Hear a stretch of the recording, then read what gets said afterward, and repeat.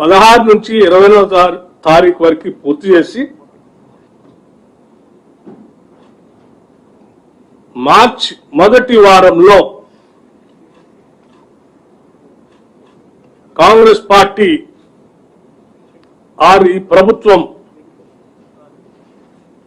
ఆనాటి ఎన్నికల సందర్భంగా పార్టీ ఇచ్చినటువంటి వాగ్దానం మేరకు ఈ ప్రభుత్వం ప్రజాప్రభుత్వం కట్టుబడి ఉంది, చిత్తశుద్ధితో ఉంది. సంపూర్ణంగా దీన్ని అమలు చేయాలనేటువంటి దృఢ నిశ్చయంతో కూడా ఉంది. అందుకోసమే ఈ మొత్తం లెక్కల్ని కేబినెట్ లో మొదటి వారంలో ఉంచి శాసనసభలో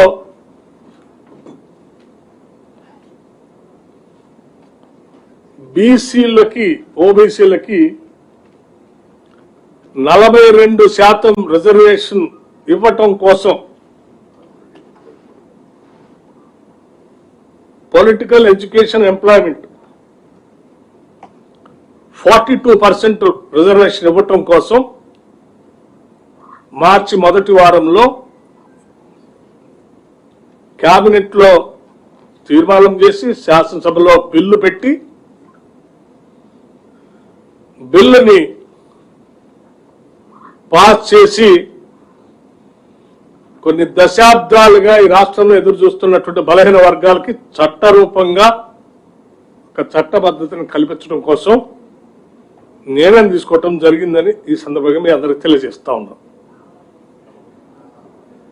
ఇక్కడ బిల్లు పాస్ చేయటమే కాకుండా ఈ పాస్ చేసినటువంటి బిల్లుని కేంద్ర ప్రభుత్వానికి పంపిస్తాం. పార్లమెంట్ లో కూడా బిల్లుకు సంబంధించి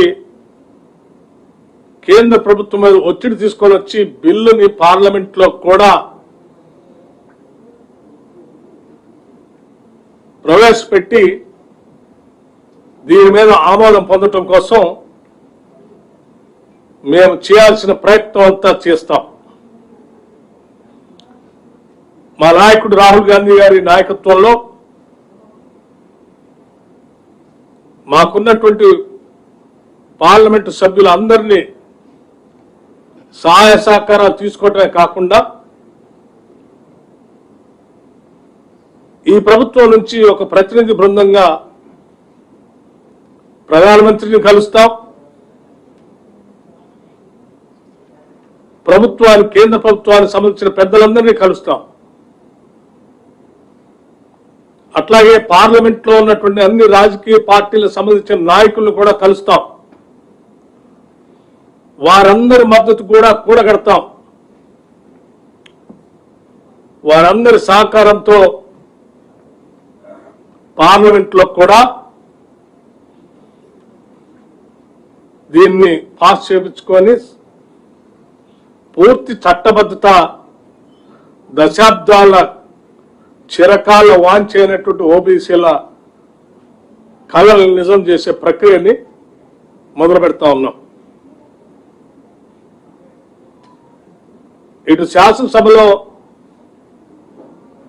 మార్చి మొదటి వారంలో మేము ప్రవేశపెట్టినప్పుడు